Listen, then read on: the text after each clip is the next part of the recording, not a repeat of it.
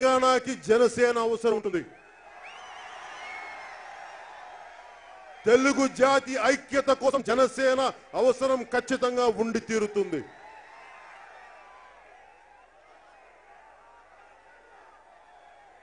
ఈ 5 సంవత్సరాల ప్రయాణంలో ఒక చిన్నపాటి అనుభవం ఎలా ఉందంటే, ప్రఖ్యాత కవి, member of parliament, Rajya Sabha parliament member Javed Akhtar ఎక్ మొహరే కా సఫర్ అని చెప్పి ఒక కవిత్వం రాశారు. ఆ కవిత్వంలో తను చెప్పేది, ఒక చిన్నపాటి పావు, అత్యంత తక్కువ విలువ కలిగిన ఒక చిన్నపాటి భటుడు, పావు జీవితాన్ని చూస్తా ఉంటే కనిపించంత మేరకు గళ్లతో ఉన్న సరిహద్దు. ఆ చిన్నపాటి పావు ఒక్కొక్క గడి ముందుకెళ్ళాలి అంటే ఎటు చూసిన నయవంచకులు, ఎటు చూసిన రక్త పిపాసులు, దెబ్బ కొట్టేవాళ్ళు చిన్నప్పటి నుంచి చాలా జాగ్రత్తగా మెలగాలి అని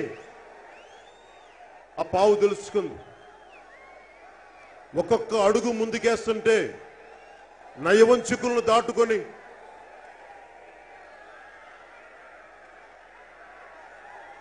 ఈ చిన్నపాటి పావుని ఒక్కొక్క గడిలో ఒక్కొక్క కష్టం, ఒక్కొక్క ప్రమాదం అడుగు ముందుకేయనివ్వల. కానీ అన్నిటి దాటుకొని ఆ చిన్నపాటి పావు ఒక్కొక్క గడిని దాటుకుంటూ వెళ్ళి దాని స్థానం దాన్ని సంపాదించుకుందని. అలాగే ఎప్పుడో చిన్నప్పుడు ప్రారంభించిన ఒక 12 ఏళ్ల వయసులో ఒక చిన్నపాటి వ్యక్తి ఒకడు, 12 ఏళ్ల కుర్రోడు ఒకడు ఒక కలగన్నాడు. ఈ దేశం కోసం, సమాజం కోసం వాడు యాక్టర్ అవ్వాలని కలలుగనలా, డబ్బులు సంపాదించాలని కలలుగనలా, పేరు రావాలని కలలుగనలా. గొప్ప నాయకులు జీవిత చరిత్రలు టీచర్లు చెప్తే చదివి నేను కూడా వాళ్ళలాగా దేశానికి సేవ చేయాలనుకుని కలలుగన. ఆ కళ, ఆ చిన్నపాటి పావు కళ, అది ఒక రోజున నటుడిని చేసింది, ఒక రోజున జనసేన పార్టీని పెట్టనిచ్చేలా చేసింది. ఎంత అవమానాల్ని, అన్యాయాలను ఎదుర్కొంటూ ఒక్కొక్క చదరంగంలోని ఒక్కొక్క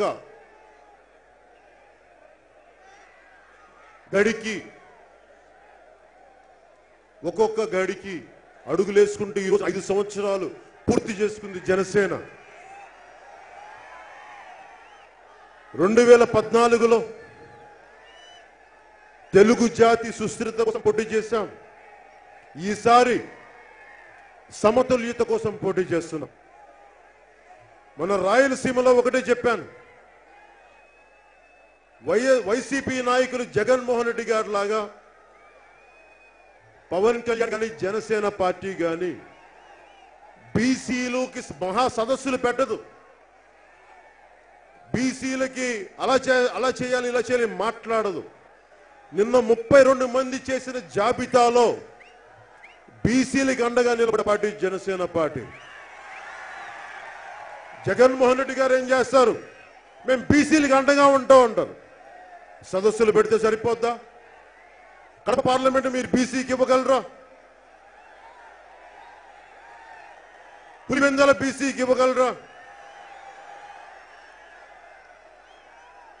మీ కుటుంబాన్ని కాదని చెప్పి మిగతా వారికి సీట్లు ఇవ్వగలరా? నేను చిన్నప్పటి నుంచి నేర్చుకుంది, వ్యక్తుల్ని జనరలైజ్ చేయను. ఒక కులానికి కానీ, ఒక మతానికి కానీ, ప్రాంతానికి కానీ ఒకడు తప్పు చేస్తే ఆ వ్యక్తి తప్పు చేశాడు అంటాను, కానీ ఆ కులం తప్పు చేసింది నేను ఎప్పుడు మాట్లాడను. మొన్న మధ్యన నా కొడుకు ఒకటే చెప్పాను, నా పెద్ద కొడుక్కి,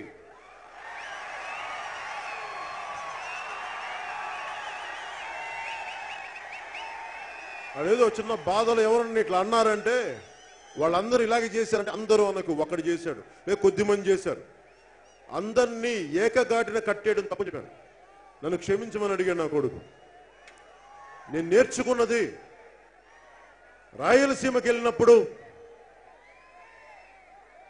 కులాల గురించి జనసేన ఏ విధానం మీద వచ్చిందంటే కులాల ఐక్యత. కులాలను విభజించి అందరూ రాజకీయం చేస్తారు, కులాలని ఐక్యపరిచి రాజకీయం చేస్తారు. అది జనసేన బలం. అది చాలా మందికి అర్థం కాకపోవచ్చు. తెలంగాణలో ఆంధ్ర వాళ్ళని నువ్వు కాపని చూడలా, నువ్వు కమ్మాని చూడలా, నువ్వు మాలా మాదిగాని చూడలా, నువ్వు ఆంధ్రుడిగా చూశారు. అందరినీ చెత్త కింద తిట్టారు, నీచంగా తిట్టారు తెలంగాణ నాయకులు కొద్దిమంది.